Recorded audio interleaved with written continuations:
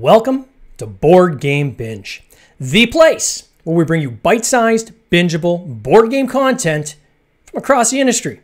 I'm your host, James Staley, and in this episode, we're chatting with Jason Wright, founder of Sovereignty, an entire board game library in just one app. Sovereignty's goal is to capture the feeling of sitting around a gaming table with your friends, whether you're on a computer or a mobile device. Jason, welcome to the Binge. How you doing? Doing well. Thanks for having me. Appreciate it. It's great having you. I get excited when I have interviews like this because I get to touch on something in the board game industry that's a different angle, something coming at it from a completely different perspective, right? Usually we're talking about Kickstarters or maybe content creators, but to get into the digital side is something I've had on my list for quite some time. So it is awesome to have you here on the podcast.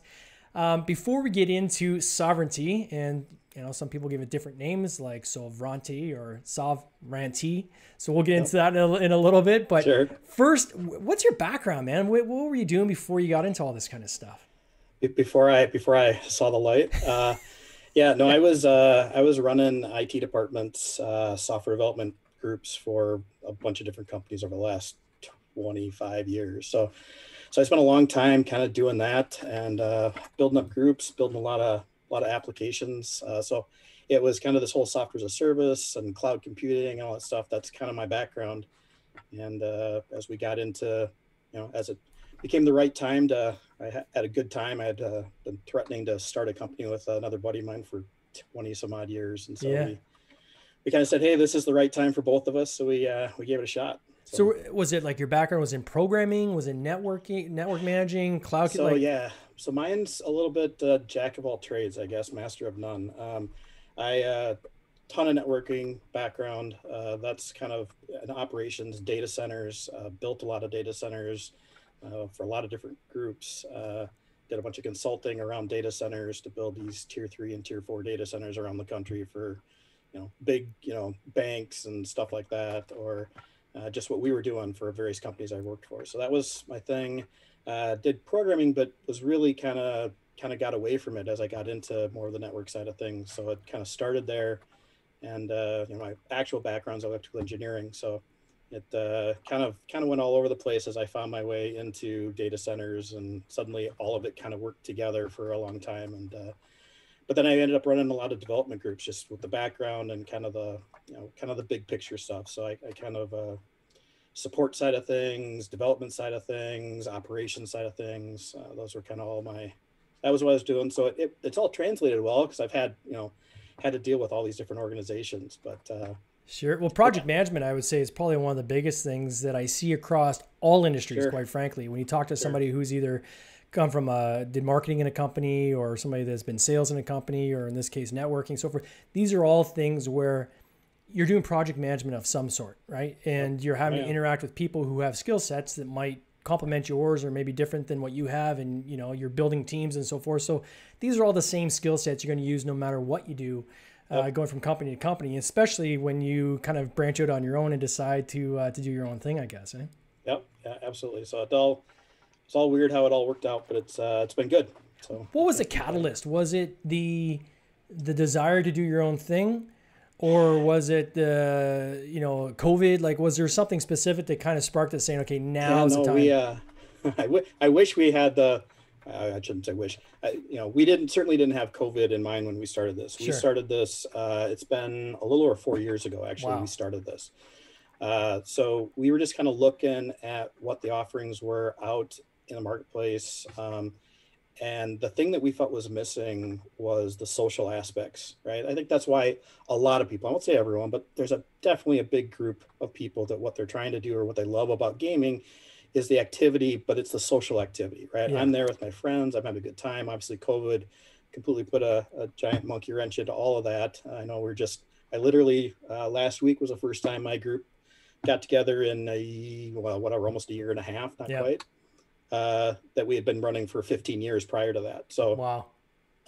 So that was the thing that was missing. How do I feel like I got a seat at the table? How do I, if I sit down and I look at a lot of these apps or a lot of the things or a digital version of a game, can I intuitively play it? If I played it on the table, can I play it in the game and vice versa? Yeah. And so those were all design criteria when we sat down and said, here's what's missing. So when you're saying, like Yeah. 4 years, right? So you said you're working on this for 4 years, where it's literally just kind of launched now, right? Or just recently you launched it. That's a long time to go without a revenue model. So Yes, did it you is. still was this kind of like you're moonlighting this, and you're still working your day job at the time, or have you gone like 4 years, or did you have investors? Like, how did you bridge that 4 years? So for the first 2 years was just the group. There's three founders Yeah. that we got together and it all worked together. I realized after I put the three of us together that I'd worked with either one or the other of these individuals for 25 years. But never together. Yeah. So I literally went from, Tom, who's CTO and the lead architect and developer. I worked with him for years, and then I flipped over to another group and worked for, that individual for Greg for 8 years, and then I went over and pulled Tom into what I was doing for another 4, and then back to Greg for 6, and I said, it's time to put us all together. So that's kind of what we did. As far as how we spent, we were fortunate in kind of where we were at in our careers and had done well and had some time and said, let's give it a shot. And it was one of those things like, we'll give it a year, right? We sat down, we looked at our finances, we'll give it a year. Yeah. Year turned into 2. Yeah. Year turned into 2. And then about the 2.5 year mark, we said, we've got it's growing good. We kind of spent the first year, just figuring out how to do it. This wasn't our, doing gaming was not what we had been programming, what we've been developing, what we've been doing. So it was, can we do it? So it was proof of concept the first year. Second year was, okay, now let's actually build the prototype actually the way we thought we wanted to. Learned a lot there. And so this version's about a little over 2 years old. So we kind of started again because it's all platform. So it's very much an iteration. But about 2.5 years ago, we went out and got some investors. It's kind of friends and family, people who we've worked with before and kind of trust what we're doing. So we got something here. We just need, more time. And so we were able to actually hire some folks. So we actually have a couple more developers that are working with us now. And we're kind of going down the list. So it's been a lot of fun. It's been super educational from our side, just trying to figure out how do we make this all work? How do I, So before you actually started it, how long had you been gaming for? Like how long? Oh, geez. I mean, since I was, 10 or whatever. So it's, it had been, heavy into the board gaming. I would say probably has been 25 years. Okay. We played board games, but certainly not what's considered the modern board games, right? It wasn't, that was kind of new-ish to me, 25 years ago. And kind of what this is great and a good group, right? That's a big part of it. I kind of fell into a group that was playing a bunch of different board games and they introduced me to it. And that's the same group that we're still running with today. Some 25 years later. So now your platform is predominantly, and we'll get into the platform in a second, but the platform's predominantly casual games or what I call gateway games, right? Yep. Is that typically the style that you've played over the past 25 years, or have you been more into heavier games, but just saw that for the online medium? It's a mix. It's certainly stuff we play. I'd say we're on the lighter side of heavy, if that makes sense. Yeah. For our group, and it's just timing, right? I'm past the time when I had 16 multiple days to play a particular game, right? Yeah. We'll leave it here set up. We'll spend another 10 hours tomorrow on it. That we're kind of past that, or I am at my, I've got a couple of boys, although now one's in college and one's in high school, so I've got more time. But yeah, we're kind of, if the box says 2 to 3 hours and it's accurate, that's the outside of what the group can handle, right? We get together at a work night and we hang out for 3-4 hours, and that's what we do. So it's kind of that, it's heavier stuff, but it's not, I shouldn't say heavy, it's middleweight stuff, right? We aren't getting into the twilight. It's amazing, eh? Like as you go through life, in different stages of life, your access to time changes. Mm-hmm. And, I think back to, when we play Shogun, which then later became Samurai Swords, and your minimum 5-hour campaign, right? Yep. Minimum. And that was exhilarating, right? Be able to think of a weekend over multiple days playing a board game. Yep. Our I would say limit now is like an hour and a half, 2 hours tops. Yeah. Yep. Like I just don't have the time, right? Yep. And I think too now in this digital age when everybody is used to getting information fast and quick and there's no downtime, right? So anytime if somebody's on a couch and commercials come on TV, out come the smartphones and they're flicking through the news. And so you have this lack of downtime that you would have in the past, right? That was acceptable. And I think now that maybe the patience level that people have in between turns and so forth is probably a lot lower than it was even 10, 20 years ago. Oh yeah, absolutely. So when you create this platform, so it's called Sovereignty. Talk to us a little bit about the name. So how did you come up with this name? Because I know when we first met, I was like, Sovereignty? How did you guys come up with the Sovereignty name? What does that mean? Is it like is it symbolic of something? You're like, no, it's sovereignty. Well, it eventually became symbolic, but it became a symbolic of kind of how not to put a name together, maybe. These all the things that we came up with, that we check, and that one's been gone for 15 years. That one's been gone for 10, right? So VR in the name, and so we kind of said, and so that kind of started, the Trek kind of looking, and we kind of hit upon this, at least what we thought was a good spelling for sovereignty, with VR in the middle, just saying we weren't going to emphasize it, but maybe down the road. So, and we kind of like the sovereign piece of it, right? It's kind of master your own domain was kind of this thought process of what we had, right? You've got your avatars and you've got your environment you get to pick and choose and kind of pick, what you want to experience while you're playing. And so it fit well with kind of where we wanted to go. So that's kind of how it went. And we actually, up until, I guess it's been about a little over a year ago, we kind of actually, no, it's been 2 now. COVID just kind of doesn't exist that year.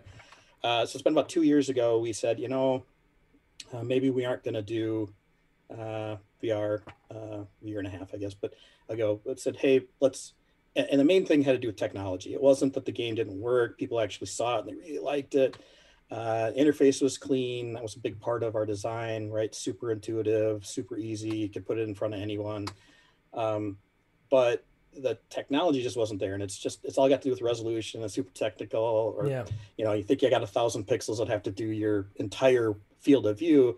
And now I've got a card with a whole bunch of text on it. And somehow you've got to make that all readable. And so it's coming, right? The newer stuff is definitely better, and we'll pick that up at some point. But right now we're focusing on, iOS, Android, PC, Mac, kind of all the mobile and desktop platforms. So I think the obvious question is, you've got Tabletop Simulator, you've got Tabletopia, you got Board Game Arena, several others. Why? And what is the rationale for sovereignty in this marketplace? Back to the same thing. It was, what we thought was missing in all of them was that social piece. You've got kind of this disembodied hand in the Tabletopia and Tabletop Simulator, and they don't understand. So we looked at all the barriers we thought to getting people into a digital, in front of digital board games, right? How do I do this? How do I make it accessible? Obviously, when you've got just, more of a 3D sandbox, which is the Tabletop Simulator and Tabletopia, which are fantastic for prototyping, fantastic for a lot of groups, and were fantastic over the whole COVID thing, right? A lot of publishers ran because they just had to get their stuff, and it's super quick to turn those over because you're just putting those 3D assets in, and it's great. But again, it doesn't know anything about the rules. It can't prompt, and so that was one of the things we wanted to tackle as a challenge. Was we wanted to help people learn games. We wanted to kind of give you kind of the rails to guide you through. So as kind of an early test, I put my dad on Sushi Go Party, right? He'll play online. He won't play much, but for cards, like he's a big card player and Pinochle and all that kind of stuff. So he's certainly comfortable in those situations. But Sushi Go Party was just a completely different animal and all these other things in the rules. I said, for the first time, just click on things that turn green in front of you. You're not going to win, but we'll explain things as it goes. And you can't go wrong, right? You just pick something and you play. And by the end of the game, towards the end of the first game, he figured out what was going on, understood how points were happening, but we didn't have to spend, 15, 20 minutes kind of explaining all the stuff to it. He just kind of jumped in. And by the second game, he was doing well. So it was that kind of mentality of, we've got little prompts at the top of the screen that says, here's what's expected of you. Either it's James's turn, or, hey, select a card to continue, or pick 2 of these, or whatever is correct for the thing. So that was a big piece for us to just kind of make sure it comes back to accessibility, right? A lot of these games are intimidating, and back to kind of the gateway concept. We wanted to get a lot of people that maybe don't know they're gamers yet into gaming, right? Into board games specifically. And so this was kind of a way for us to do that and make the interface super simple. And yeah, so that's kind of how all that I was kind of just came about. screen sharing while we're talking here, just Yeah. showing people the interface. And for me, I think the measure is, and I think you're right. Tabletop Simulator, Tabletopia is good as well for kind of development. I think TTS is probably, that's the acronym for Tabletop Simulator, Yep. is the go-to for a lot of publishers now, because you're right, you can iterate very, very fastly. I was working on one last night, and I was about to do a print and play, and I'm like, you know what, I might as well throw this into TTS, and I can do it way faster, and then I can also call my friend and say, hey, let's play a game, and get their feedback. The challenge with that is you're having to pick up the dice and roll the dice. You're having to physically pick up cards. You have to understand the rules ahead of time. You can make errors. And for me, I think a lot of these platforms, people have resulted in, going to Discord servers just to handle kind of the social aspect, because the video and audio has been so poor in a lot of these different platforms, where Discord seems just be the easiest way to do that. And I think the measure would be, is this something grandma could do? Right? Because grandma's not getting on a Discord server. Right? Well, it's the same thing. Yeah. Right. I'm not going to put, I'd never put my dad in front of Tabletop Simulator or Tabletopia, even Board Game Arena, which, they're probably the closest from a, full rules enforcement. And again, are great. And they're coming up, and you can kind of see the delta in the number of games, that are on like Tabletop Simulator and Tabletopia versus Board Game Arena and us, right? It just takes a lot more time and a lot more effort to do those kind of things. But it's been, anyway, that's more or less what we've been trying to do is give them all the stuff that they need to understand the game quickly, and not have to worry about the rules, and not have to worry about how do I do all these things. I think the trap a lot of people can fall into is they look at Kickstarter, right? And they think, oh, well, gamers, and I'll put that in quotation marks, they're playing heavier games, they're playing D&D, they're playing games that have minis and so forth. My belief is that the majority of the market is actually at that gateway game level and at that casual game level. And as you said, maybe not even know that they're gamers, right? They just enjoy having social interactions, and it just happens to have some game pieces in front of them while they're doing that. When I look at how you program, and we'll get into some of the games you have on your platform so far, and I know there's a lot more coming, but was that part of the sweet spot for you guys to say, you know what, we know that, we're casting a net here, and we're just gonna get way more people if we kind of hit these kind of casual games and gateway games and so forth? Yeah, it was twofold. I mean, it was certainly a lot of that, right? We want games that were familiar, games that were approachable.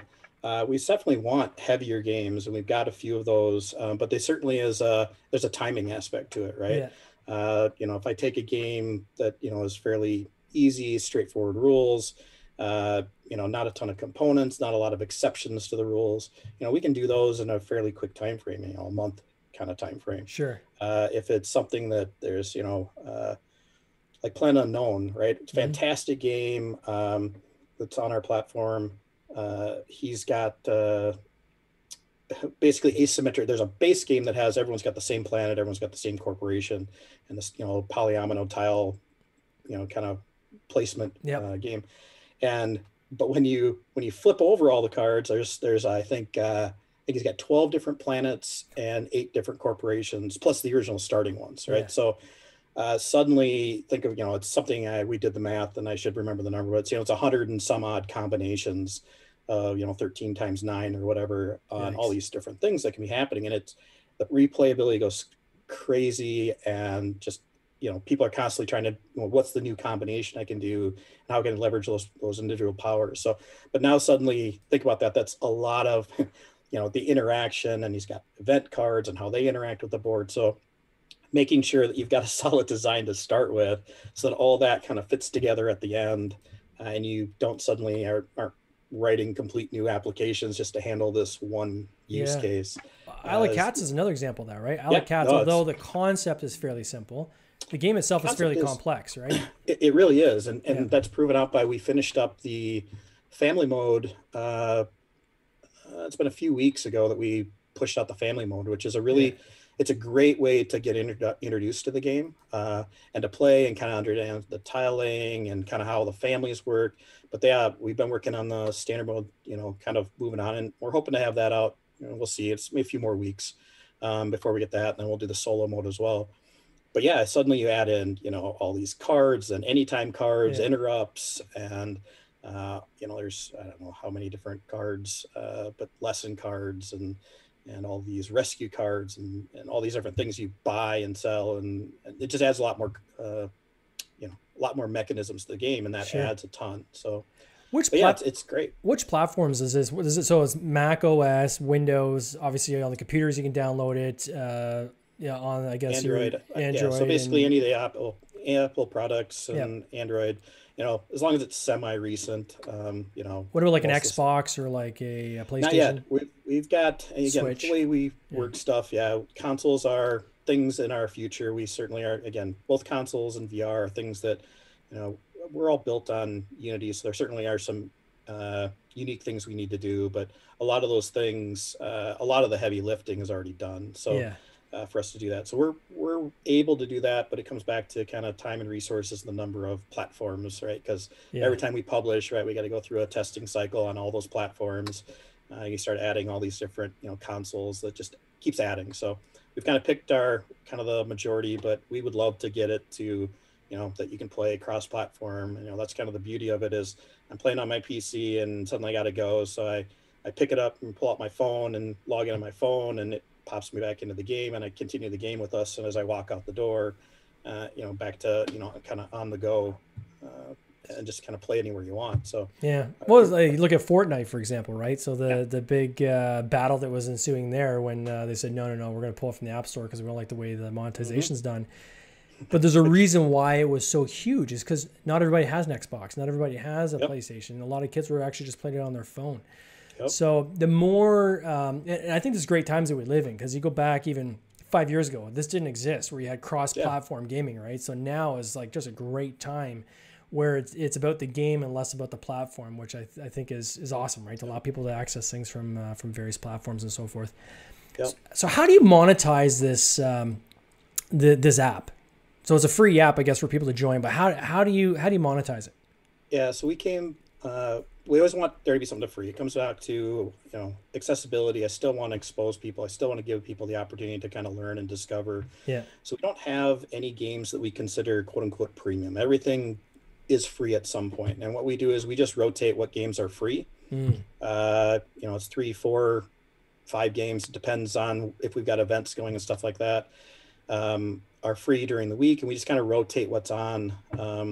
We're actually doing our Sovereignty Olympics this month. So actually throughout the month, we've got a ton of games. There's like 16, every week it's a new group because of the events we're running. But basically those are free, right? There's X number of free at any given time in the author. So you can always go out, play for free. But if it's kind of like, hey, I really want to play that game when I want to, I want that game when I want it. Then we've got 2 different levels of membership.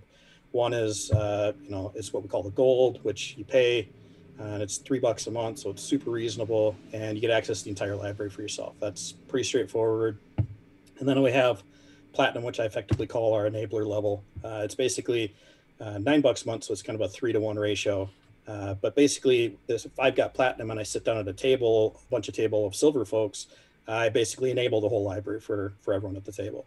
Nice. It's kind of like if I've got 3-day gaming groups, well, I'll get the subscription, and then I just enable everyone I'm sitting down and hanging out with. So it's good for families too. We want to make sure it was super affordable if family wanted to get together, or, especially families that are kind of separated for whatever reasons. You've got all these blended families, and you got distance or that grandpa and grandma, or just cousins that you want to play games with. We want to make sure that we weren't, it was cost effective for those groups. Because again, it was still about the social aspects and getting people together and playing when they otherwise couldn't. And then how does it work with the publishers? So you have publishers that provide their intellectual property. Is there any kind of profit sharing there at all, or do they benefit from having their game on this platform? Or Yep, we have it's a revenue sharing model. So basically we take a portion of the revenue and divide that up by, kind of by playtime on who's doing what. But they hand us, their IP. It's all the artwork that they would send to the manufacturers. So we don't, that's a big part of what helps us out. It's the same thing you can put onto any of the other systems as well, but it's not all custom artwork. It's exactly what you would see, on the box. Again, I want it to look the same on the table as it does on our app. So, and in your app, you've got these avatars, right? So everyone, and you can somewhat customize a bit, I guess, hair color and so forth. They all have, I think, the same face. Is there plans in the future to bring that in, where you see on some other platforms in the video games specifically, where you can like actually customize an avatar and things like that? Yep, that's one of the next things we're hoping to get to here is that full custom avatar solution. We certainly have lots of folks that are really interested in it. And that's also part of that same thing. We'll be getting into animations and being able to do little dances when you win and things like that, just to kind of add that level of interactivity, right? Yeah. But yeah, no, we're looking forward to that. We've been working on designs for that and trying to find the right, basically all the right designs for what we're looking for. So we're not too far from starting to work on that. So I got to imagine the biggest frustration for you must be just not being able to move as fast as you want to move, right? Oh, completely. Oh, yeah. You know where you want to go, right? But it's like, you need that stuff to get programmed. Yep. Yeah. I mean, it comes down to, we have the resources we've got, but, it's going well. I mean, we really only started putting games on the system, it was probably March. So we've been about a year. We've been putting games on, and I think we're at 16 or 17. So it's been good, good pace, but certainly obviously if I had it's kind of a 1-to-1 ratio. So we have, a developer kind of takes a particular title from cradle to grave. So they do it, they'll do all the bugs on it, but so obviously the more I have in the pipeline, or more I have simultaneous work streams going. I've got 4 developers now, so that's kind of we've got 4 in flight at any one time, although we have 2 people working on Isle of Cats to kind of move that through right now. But I think we just launched Skull King, just came out late last week. So that's on the platform. We're working on Dice Miner right now. So those are the 3 titles. We're looking to kind of figure out what to pivot to for the next one. So that's always fun. We always like hearing from kind of the people on the system as far as what they're interested in. And we've had really good reception from, kind of all the publishers we've talked to. Yeah. It's been very few that haven't kind of got what we're doing and haven't jumped on board. So not that I want you to get inundated, but if a publisher wants to reach out to you, how best do they do that? We've got a contact form. It's the easiest way. It's on your website, I guess. So Sovranty, so SOVRANTI.com, right? So Sovranty.com. And there's a contact form on there? Yep. And you can just, again, there's a publisher. I think it's actually under the publisher page. So just reach out and let us know, and we'll certainly look again back to, we've got limited time, but I want to hear from everyone. And it's not just, it's not just the big titles and whatever, because it comes back to, there's so many good games that come out every year that never see the light of the day, not because they aren't a fantastic game, but just didn't find their audience, right? Yeah.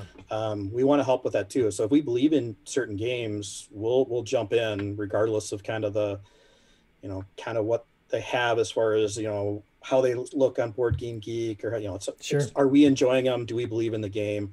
And is it the right kind of, effort for what we think is the return on it? So that's cool. Well, hopefully there'll be some hidden gems that kind of come out of the woodwork in the near future. Yep. I know that you're very generous in actually offering a promo code for our listeners. So if there's people that want to check this out, Jason's offering a 30-day free platinum access promo code for listeners of Board Game Binge. The code is Board Game Binge. So if you go to Sovranty.com, or Sovranty, I just did it to you again, Sovranty.com. So phonetically, it's SOVRANTI.com. And enter the promo code. You get 30-day platinum access, which I think is awesome. So bring your friends. Bring your friends, and people can check it out. And you've got some awesome titles on here already that I'm sure. I mean, Isle of Cats is coming. You said it's almost imminent now, right? Yep, we're working hard and fast on that one. So we got, like I said, I got a couple of developers. So we should be a couple of weeks from standard, and then it'll be a little more time for solo, but we're excited to have that one solo mode as well. Yeah, Point Salad, Sushi Go Party, Planet Unknown, Forbidden Desert. So a lot of great titles on there. I can't wait to get my family and friends hooked in themselves, because like everyone else with COVID, everyone's kind of separate and looking for people to get back into gaming with. It's been too long. So go ahead. No, go ahead. Yeah, it's been fun. We watched a lot of people turn their kind of weekly phone calls into just playing Sovereignty. I mean, I guess we didn't mention this earlier, but it's voices built in. So you can come in back to, is it simple enough for grandma, right? Comes in, hey, do you want to activate voice? Yes, I want to activate voice. Playing on my iPad, and suddenly they're talking and they're playing, and they didn't have to try and juggle between Discord and which just isn't going to work on iPad anyway. I mean, it works, but not when you're trying to do multiple apps that are doing things. So we've had people who are super technical savvy who have tried that. It doesn't work well. So again, it's super easy to do. So, but they turned it kind of into their family calls. So they get together, once a week, and they'll spend a couple hours instead of just on a call where they kind of rehash the same stuff. They're actually kind of experiencing time with them and making new memories, even though they're separated. So it's been, we love seeing that, but we've kind of turned into, their version of Zoom, their Zoom calls. So. Well, if there's one thing I think that if you guys have nailed it, that would probably give you a leg up over most of the other platforms is just that voice integration that's nice and clean. I've tried it on some of the other platforms, and we always just revert back to Discord just because the quality hasn't been there. And I know you've invested a lot in the technology side of this to make sure that that is seamless and it is high quality. So I think that's awesome. It's going to be fantastic. And there's certainly spots for Discord too. We use it a lot for ourselves. It's great for the drop-in and kind of the ad hoc stuff. Because we do kind of limit, you can only talk to the people that are at your table, and that's by design. So, if you have someone who comes in late, we don't have the drop-in features. That's on our short list yet, kind of the spectator mode that's coming too. But yeah, so that's kind of, we certainly do both ways, but it makes it super simple for those scenarios where you just want to all get together and one piece of technology to do it all. Awesome. Well, I can't wait to get on this platform and play some friends. Again, for people that are listening or watching, the promo code is BoardGameBinge, and go to sovereignty.com, SOVRANTI.com. Check it out. I'm sure you'll be absolutely happy, as I am from what I've seen so far. All the best this year, and let's talk again next year and see where you guys end up. Love to. Appreciate the time. All right, take care. Cheers. Thanks. This has been an episode of the Board Game Binge podcast, hosted by James Staley, produced by James Staley and Mike Bruner, with original music by Nick Smith. If you would like to watch these interviews live, simply join the Facebook group Board Game Binge, and you'll get access to live interviews, giveaways, and interesting board game content from across the industry. I can't wait for you to join us. See you next time.